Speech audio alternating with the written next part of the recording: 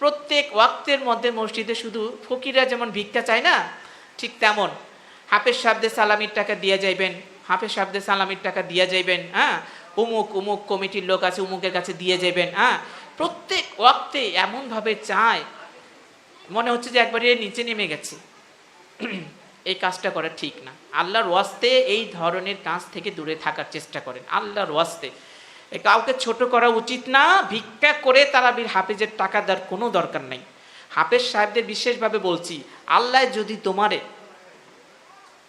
খাওয়ার জন্য মোটামুটি ব্যবস্থা করে থাকে, টাকা দিতে পারবো না এমন এলাকায় যদি তোমাকে চায় বা তুমিও পড়াইতে চাও, গরিব হোক, আল্লাহর হস্তে কি তারাবি পড়াইতে পারবে না? এও নিয়ত করে ওটাই পড়াও। জোহরের সময় অনেক রোজাদার ঘুমায় ঘুমায় ঘুমায় রোজা কাটায়, আসরের সময় ওঠে, খিদা লাগবে, হাঁটবে, তার মাথা নাকি ঘুরায়। আচ্ছা, তারাবি সালাত কি রোজার সাক্ষী?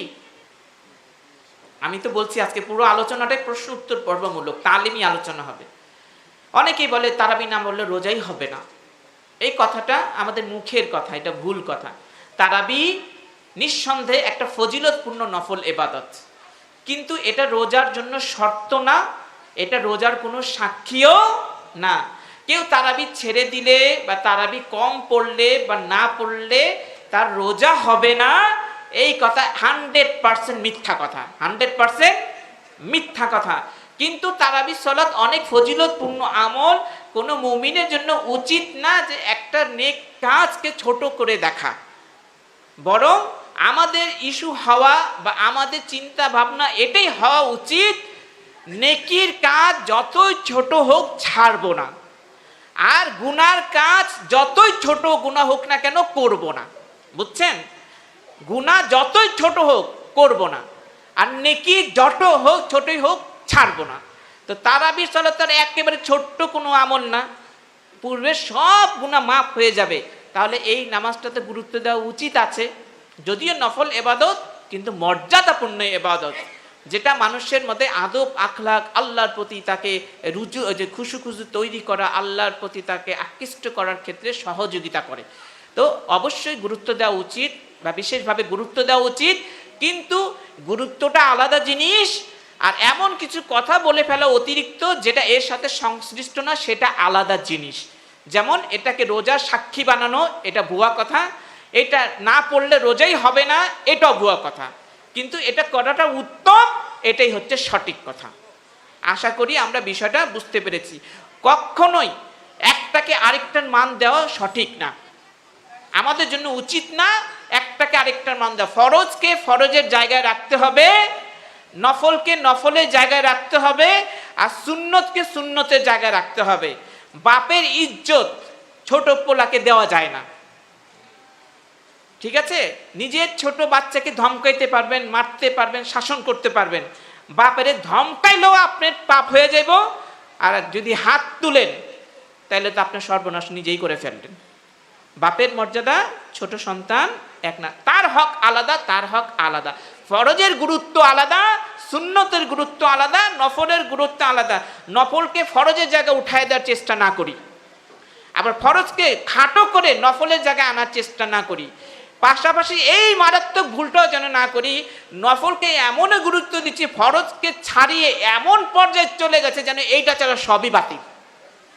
ধর্ম সম্পর্কে আমাদের ইলমের অভাবের কারণে আমাদের এই বড় বড় ভুলগুলো হচ্ছে, এবং এই ভুলগুলোর কারণে মুসলিম সমাজে রমজান মাসে বিভিন্ন ছোট্ট ছোট্ট ইস্যু নিয়ে ঝগড়া মারামারি পর্যন্ত হয়ে যায়। এটা ঠিক না। আমরা ধর্মের দিকে, দিনের দিকে ফিরে আসলে আমরা সঠিক জিনিসটা ইনশাআল্লাহ জানতে পারবো। আশা রাখি অন্ধকার দূর হয়ে যাবে।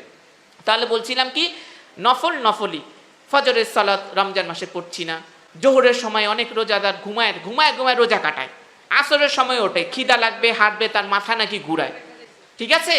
তো কত জায়গায় গেছে না খেয়ে থাকছে, সেখানে মাথা ঘুরায় না, আর এত ফজিলতপূর্ণ। আরে এমন মানুষও পেয়েছি, এমন মানুষও নিজের চোখে দেখেছি, আপনারা হয়তো দেখেছেন, শরীর চলে না, বুড়ো হয়ে গেছে, শক্তি নাই, বলে আল্লাহ রোজাটা রাখার তৌফিক দাও।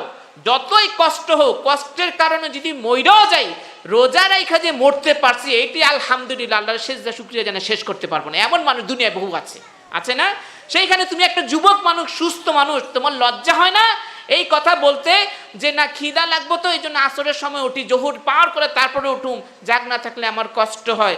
আরে বুড়ো মানুষ যদি, অসুস্থ লোক যদি কষ্ট করে রোজা রাখতে পারে, বাচ্চারা পর্যন্ত রাখে, এবং এই কথা বলে মরলেও ইমানের সাথে নেক আমলের সাথে মরতে পারুম, এই সান্ত্বনা, এই জজবা, এই ইমানের স্বাদ যদি মনের ভিতরে না থাকে, কিভাবে আশা করি চোখটা বন্ধ হইলে ফেরেশতা সব জবাব কবরে ঠিকই দিতে পারুম?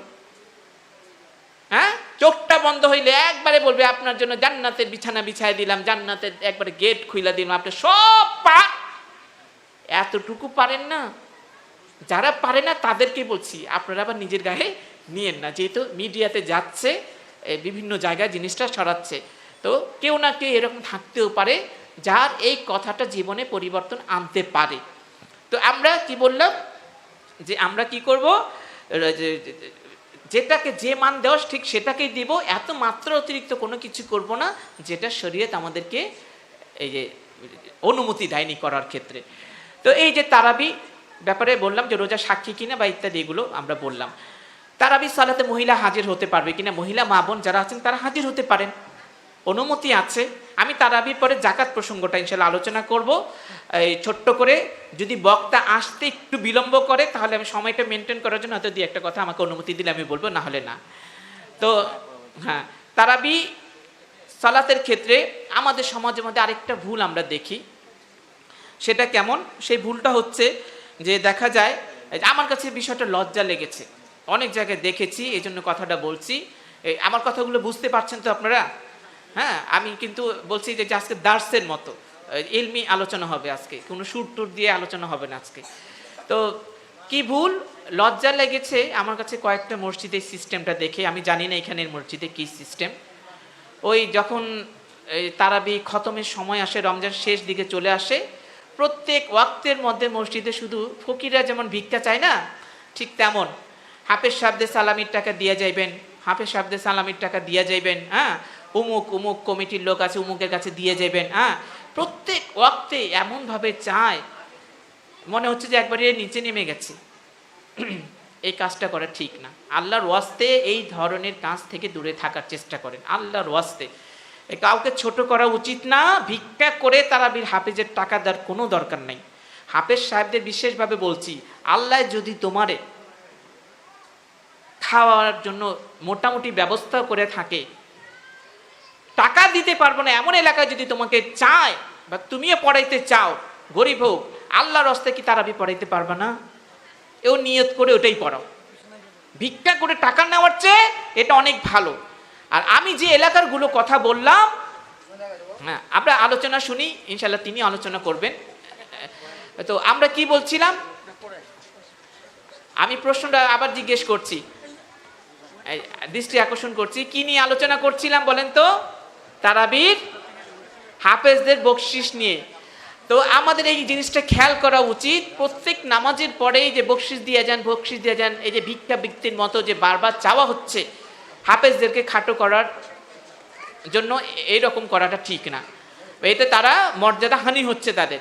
বরং পরামর্শ থাকলো, যদি কোনো মসজিদে নিজেদের ফান্ড থাকে, মসজিদ কমিটির যারা লোক আছে, হ্যাঁ তারা নিজেদের পকেট থেকে দিক, বা মসজিদের সম্পত্তি যদি তাকে ভাড়াটারা আসে ওইখান থেকে যদি মোটামুটি ব্যবস্থা করা যায়, ওইভাবে সেরে ফেলেন। মানুষের কাছে মাইকিং করে এইভাবে ভিক্ষা চাওয়ার মতো করে আপনারা টাকা কালেকশন করে হাফেজদের ছোট করার চেষ্টা করেন না।